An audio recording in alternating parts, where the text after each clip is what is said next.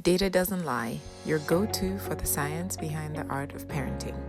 Welcome back, guys. I'm so excited to share with you this week our topic of discussion. We're talking about COVID-19.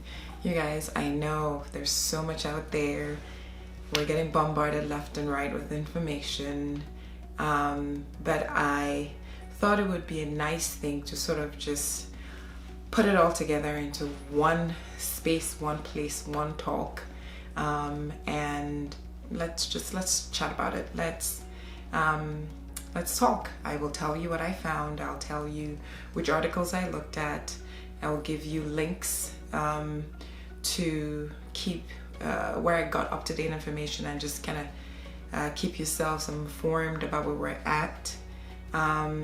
Text, email me questions. Post questions on my blog. Let's just talk about this because there's a lot of panic out there, and I'm not gonna lie, I'm scared too. I'm scared as a healthcare worker. I'm scared as a daughter to a 2-year-old. I'm scared as a mother who has a daughter that's 2-year-old. I'm scared as a daughter to a mom who was elderly. I get it. We're all scared, and I do better when I have information, when I know things. At least I can mentally prepare. I can triage if the symptoms I'm seeing in my family need to be investigated more or not. So that's why I decided to do this. Let's talk about it. Let's share information, and let's take care of each other. So grab a pen and paper, grab a cup of coffee or tea. I have my tea, and we'll dig in when we get back. It seems as humans we are facing yet another disease pandemic caused by a novel virus. And a novel virus is really just a situation in which humans have little to no immunity to this virus.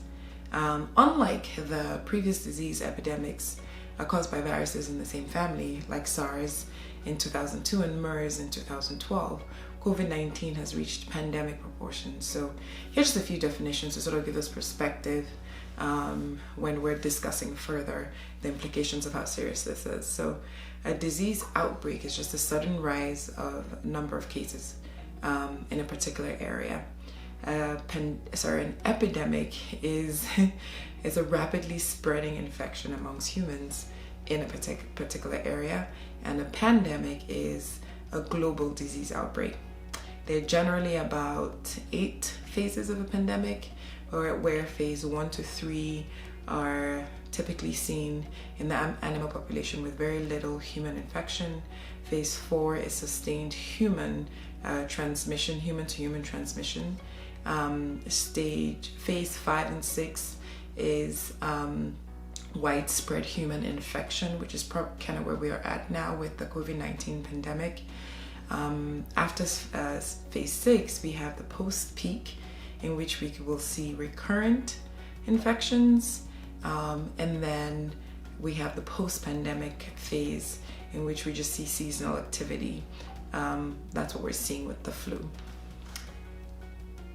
So how serious is COVID-19? I'm using my phone because I wanted to actually give you guys up-to-date numbers. This is the Johns Hopkins site, and they have pretty up-to-date running tally, and it's very accurate, up-to-date information. It's the where is this now? It's the Johns Hopkins Center for Health Security website. So as at today, which is the time I'm recording, Tuesday, March 17th, 2020, the total number of confirmed cases is 198,018. Total deaths is 7,948. Total recovered is 81,950 people. So I will put a link in the blog as well, and you guys can check the site out. It's pretty up to date. But just talking about how serious is COVID-19, because some people have said, oh, it's just a harsh flu, it's just like the flu. To give us some perspective, most people, statisticians use case fatality rate as an indication of how severe disease is. So currently, in its most simplest form, it's the number of cases in a disease as the denominator, and the number of deaths of those diseases that occurred as the numerator. And it's really a case fatality risk. It's not really a ratio or a rate, but we'll just go with case fatality rate. So let's look at the pandemic, the influenza, the Spanish flu pandemic in 1918. That particular pandemic had a case fatality rate of about 10%. It killed close to 3% of the world's population, about 50 million people estimated. So that's a pretty high case fatality rate.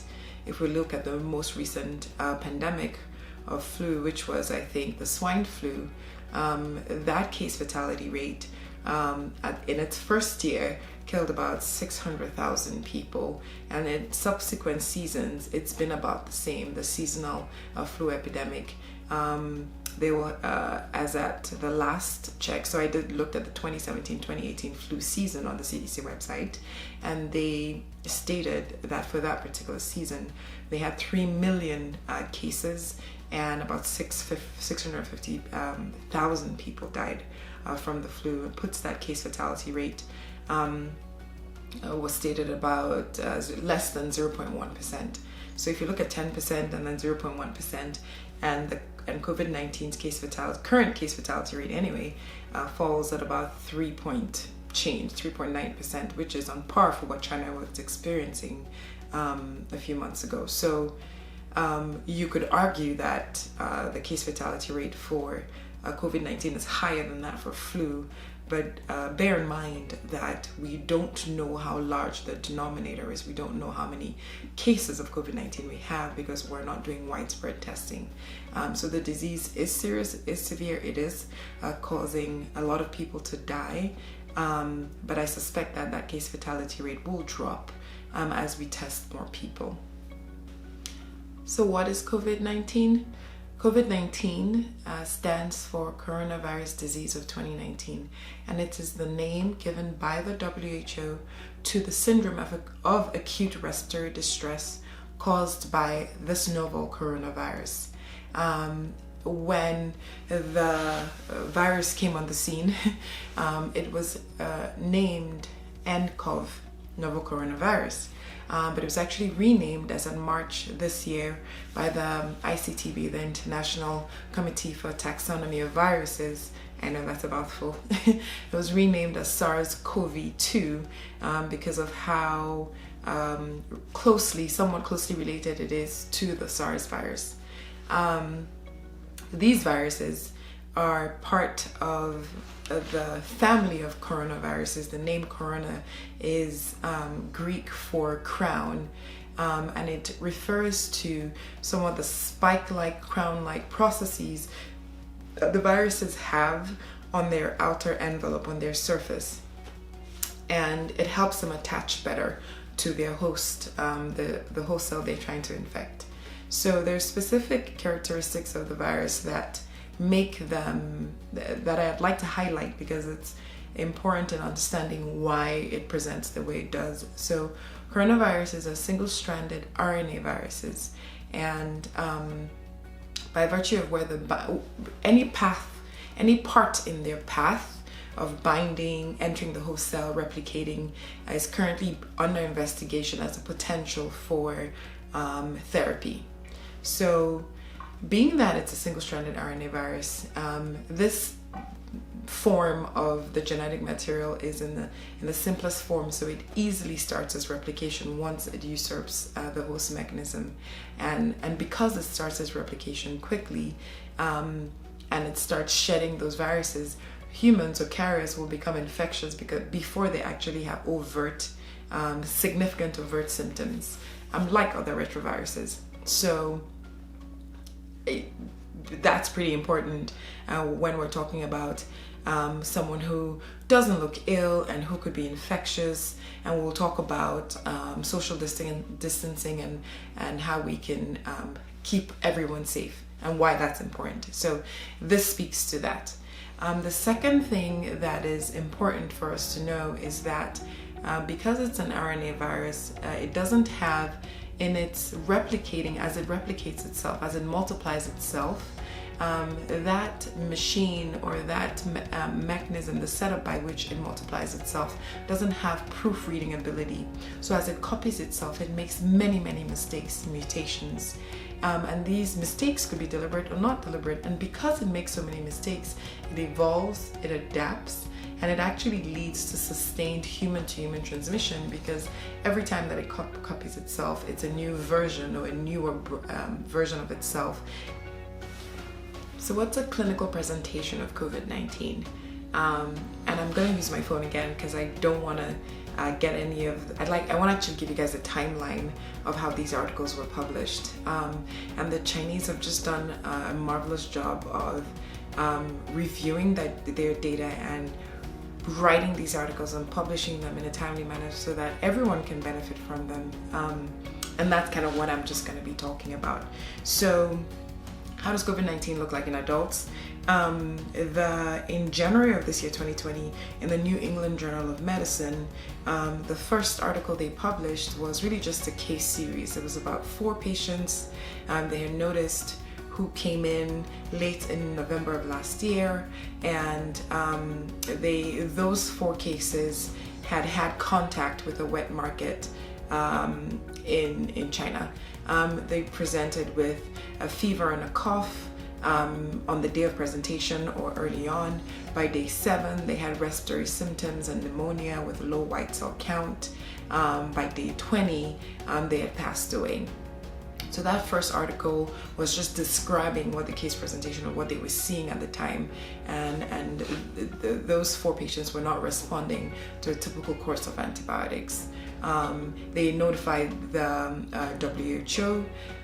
They published another subsequent article with a more robust number of cases, and this one said they had, generally speaking, most patients, 80%, were mild, moderate disease, whereas only 14% had severe disease and 5% had critical disease. And by critical disease, they're talking multi-organ failure. Severe disease, they're talking mechanically ventilated. So the WHO China Joint Commission on COVID-19 published the following non-specific symptomatology for COVID-19 in adults. They found that almost all patients had a fever. 88% had a fever or a history of a fever, but at the time of admission, only 43% had a fever. 68% had a cough, a dry cough, and 33% had a productive cough. So the most common symptoms were fever in close to 90% of patients and a cough. And then everything else had lower percentages, and these were really very non-specific. So 30% had some malaise and fatigue, 14% maybe some nausea, vomiting, 19% shortness of breath, 4% had diarrhea. So non-specific, and it could be any of those things. What does COVID-19 look like in children? The same report by the Joint Commission, WHO China Joint Commission,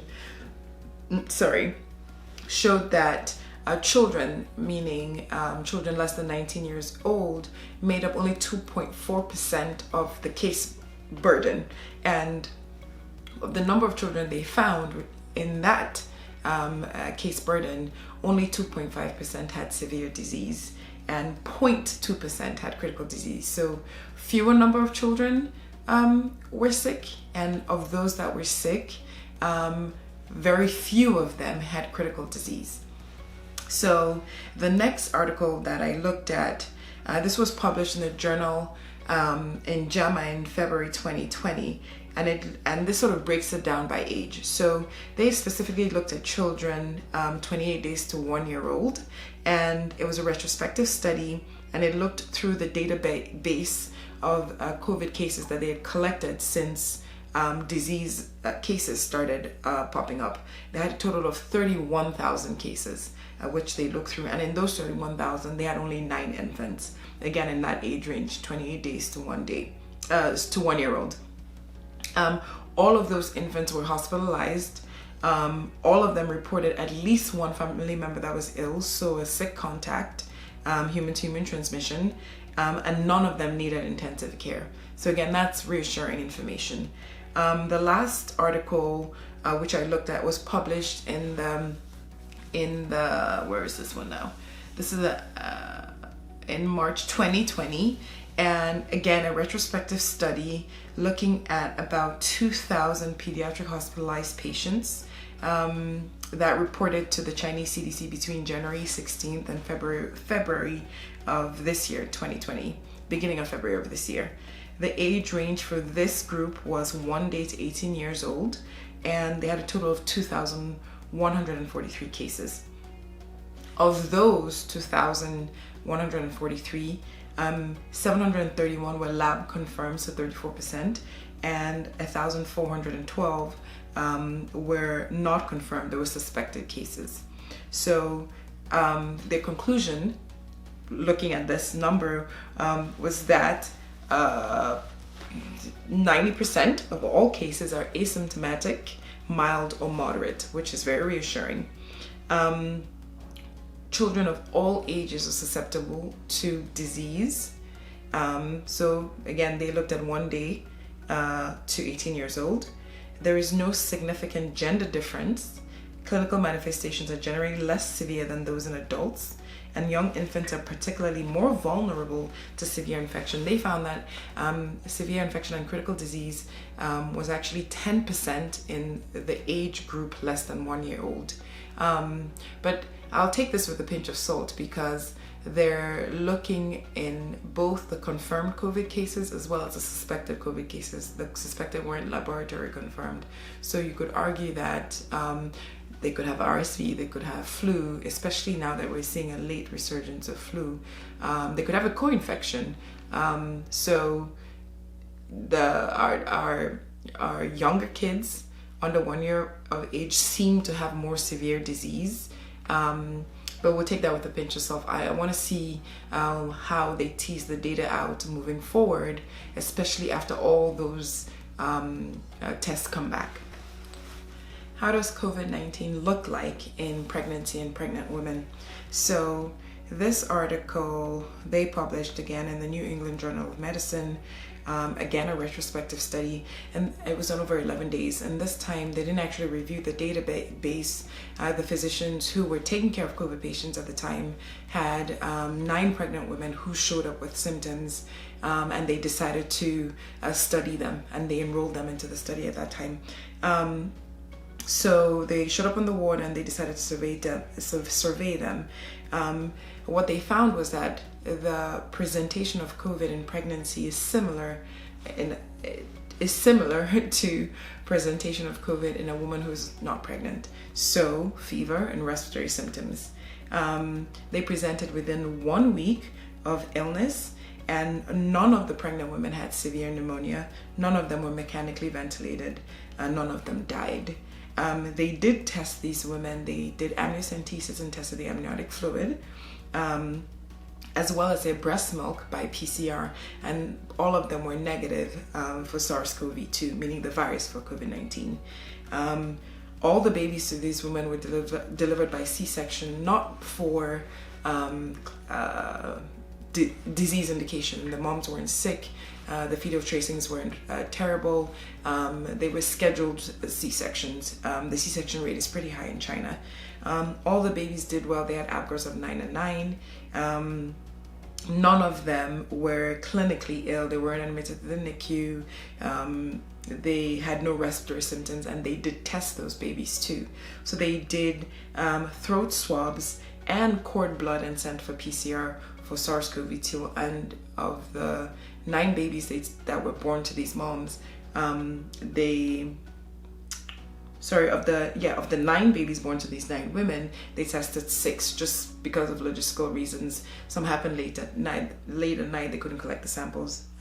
So none of these PCRs were positive for COVID. So the conclusion was, 1, pregnant women have a similar presentation of COVID-19 to non-pregnant women, and two, there doesn't seem to be a risk for vertical transmission, meaning transmission of COVID-19 from a mom to a baby. Mind you, the infection of COVID-19 happened in these women in the third trimester. They presented in the third trimester. So we don't know what vertical transmission would look like if the moms got infected in the first or second trimester. As of now, we have reassuring data to tell us that if it happens in the third trim, babies will not get infected. So how is COVID-19 transmitted? The main forms of infection as stated, of transmission, as stated by the WHO are droplet and contact with fomites. So what does that mean? Droplet means that particles, droplets, produced by a human, they're big, heavy droplets. They're teeming with viruses. Because they're heavy and they're big, they don't travel far. They can only travel as far or as furthest as 6 feet. And because they're heavy and they fall, they land on surfaces around the person from which they came. So anyone who comes in contact with any of those surfaces, fomites, hands, clothes, pens, doors, that person touched, is at risk of getting infected. So that's how it's transmitted, droplet and contact. Airborne transmission has not been stated as a form of transmission. Airborne meaning the viruses can survive in particles that are so light that they will go further than 6 feet. Human healthcare worker transmission is not a main driver of infection, but it does occur where the patient will infect the healthcare worker. As we can see in the news, we already have quite a few people at the front lines already infected and currently sick. Another means of transmission is because of contact. Contact is a means of transmission. I want to mention another way that the virus can get on those fomites. It can get on those fomites because we cough it out, we sneeze it out. Yes, we all know that. But from the fecal-oral route, actually, from viral shedding, from feces, and from oral secretion. So this article that was published in the Journal of Clinical Infectious Disease, it looked at children aged 3 months to 11 years. And again, this were infants coming out of China. There were 10 children, all of them were hospitalized, and what they were looking to show was viral shedding. They did nasopharyngeal swabs on these children, as well as testing their serum, their blood, and their urine, as well as their feces. So they found that children kept shedding in their nasopharynx up until 12 days after symptoms, so about 2 weeks, which speaks to, or which at least supports the notion that 2 weeks may be an adequate time for quarantining or for social isolation. But I have a bit more. Out of these 10 children, 6 of them had additional testing of their urine and their serum, and within 3 days of illness onset, they weren't seeing any virus in the blood or in the urine. So that's reassuring. But again, out of these 10 children, only 5 had their feces tested, and 5 of these children were still shedding viruses in their feces up to 30 days after illness onset, which is a whole month. So if they can shed in their feces, we change their diapers, we don't wash our hands well, we touch different things. Contact is a means of transmission. So it's important to know this. Up to 30 days, children can shed. At least they showed that children were shedding virus in their stool up to 30 days. So what can we do to decrease the spread of any infection, really? but we're talking about COVID-19, so we'll talk about COVID-19. What can we do to decrease the spread of COVID-19? I'm going to hit you guys with some math, and I thought this was actually pretty fascinating. So R0 is the basic reproductive number, right? And that all that means is if you have someone who is infected and that person is in a susceptible population and that population has no restrictions in place, no social distance, nothing, no restrictions in place. It's a normal population. People are going about their normal everyday business. How many people would this one person infect in one contact? That's the basis. And I've seen a lot of infographics out there that sort of model over time what the number of infections will look like, right? And that's really this is the math that explains that. The equation that gives us the basic reproductive number involves multiplying three things. One, the number of contacts that the infectious person has. Two, the probability of transmission with each contact between the infectious person and a non-infectious person. And three, the mean duration of infectiousness of this person that is infectious. So if you multiply those three things, you'll arrive at R0. How likely is a disease to be transmitted? And I'm going to insert an infographic here that shows you a few diseases. The most infectious disease right now has an R0 of about 12, which is measles. Ebola has an R0 of about 1 to 2. COVID has an R0 of about 2 to 4. So with each contact, with each contact of an infectious person with a susceptible population, someone with COVID is likely to infect 2 to 4 people with each contact. So that just kind of gives you an idea of how infectious it is. So because we know what increases the likelihood of spread or infectivity, we now know how to decrease the likelihood of spread. So let's tackle those three things, right? One is the number of contacts between an infectious person and a non-infectious person. We can't tell who is infected and who isn't, right? How about we just decrease the number of contacts, period, for the duration of the incubation period while people are shedding. You'll shed at home, you'll clean your houses, you'll be well, for those who don't do as well, we have systems to get you to the hospitals and manage you there. But while the rest of the population is staying at home and practicing social distancing, we're decreasing the number of contacts, we're quarantining for those who end up getting to the hospital or who are sick. So that decreases the number of contacts between a non-infectious and an infectious person. The second thing, or the second arm we can tackle, is the probability of transmission between an infectious person and a non-infectious person. How do we decrease that? So how do you decrease that probability? If you were in the hospital setting, it would be proper donning and doffing, putting on and taking off protective gear. And then if you're not in the healthcare, and if you're in the healthcare system, proper hand washing as well as cleaning around you. Remember, fomites and contact is a means of transmission. So hand washing, cleaning surfaces, doorknobs, car handles, things that you frequently use at home, is tackling the second arm of that equation. Lastly, the third arm, the duration of infectivity or infectiousness of someone who is infectious. Right now we don't have any targeted antiviral therapies to COVID-19. So right now we cannot address that part, which is why it's very important that we address the other two.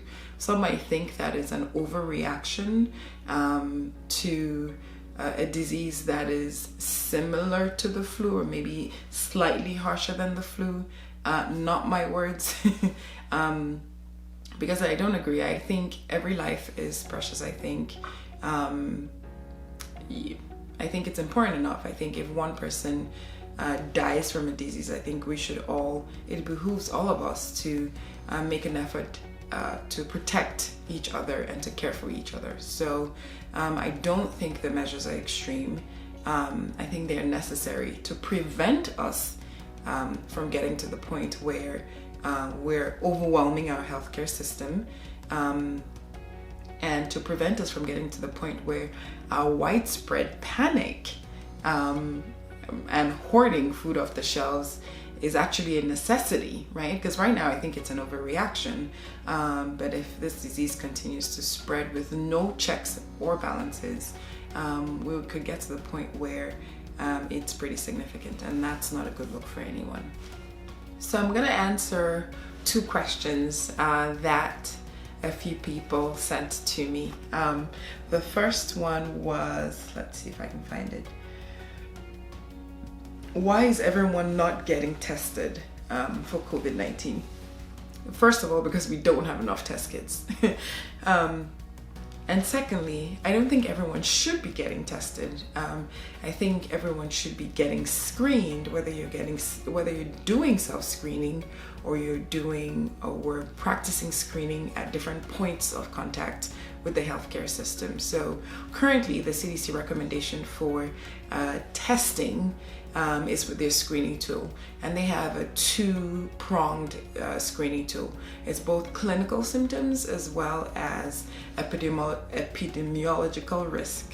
So if you are talking about the epidemiological risk, if you're someone who was in contact with, you have a known contact with someone who tested positive for COVID-19, and you have a fever or a cough, then you get screened, then you get tested. Then you get tested for COVID-19. If you're someone who came in contact with someone who is under investigation for COVID or who is suspected to have it, is not tested positive yet, and you have a fever and a cough, you have to have both this time, fever and a cough, then you get tested, blood test, gene test for COVID. So I think in part it's not to, again, overwhelm our system. When we don't have enough, we need to direct those resources appropriately. And 2, if we can do something as simple as a screening questionnaire, we should do that first. Another question I got was, what about hand sanitizers? Do those work? Yes. Hand washing mechanically removes the virus and bacteria from your hands. So it dislodges it, breaks up that biofilm and takes it off your hand. Whereas hand sanitizers, particularly those that have 60% alcohol or 70% isopropanol. Sorry, I was going to say isopropyl. 70% isopropanol. Those are the CDC recommended hand sanitizers. So those will inactivate viruses that have a similar genetic makeup, that are genetically related to COVID, or that have similar physical properties as COVID-19. So they will inactivate those types of viruses. But I would always say hand wash first. So see if I can, maybe I do one more question. Oops. Oh, she deleted it. Okay, well, I guess that's all I have for you guys this week. I hope this helped. I hope it did not add to the panic, the widespread panic. I hope it actually served to reassure. And yeah, let me know. Send me messages on Facebook or leave messages on the blog, and I will try to answer those as we go along. Like I said, this is a rapidly changing disease, and just be kind to each other. Be kind to each other, be safe, practice good cough etiquette, wash your hands, and hug your loved ones. I will see you guys next week.